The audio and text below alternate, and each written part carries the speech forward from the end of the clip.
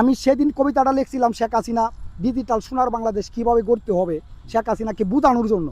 আমি কবিতাটা লিখছিলাম সিলেট কুস্কিপুর মানানুল্লাহ উচ্চ বিদ্যালয় এটা শুধু বিদ্যালয় নয়, তাকে স্বপ্ন দেখানোর বিদ্যালয় বলতে হয়। কেন বিদ্যালয়গুলোকে স্বপ্ন দেখানোর বিদ্যালয় বলতে হয়? এই প্রশ্নটা দেশবাসী সকলের মনে জাগতে পারে। এই জন্য বিদ্যালয়গুলোকে স্বপ্ন দেখানোর বিদ্যালয় বলতে হয়। যে ছাত্র বিদ্যালয়ে এসে লেখাপড়ার পাশাপাশি স্বপ্ন দেখবে, তার স্বপ্ন তার জীবনে সত্যি হয়ে উঠবে। তাই সমস্ত বিদ্যালয়গুলোকে স্বপ্ন দেখানোর বিদ্যালয় বলতে হয়।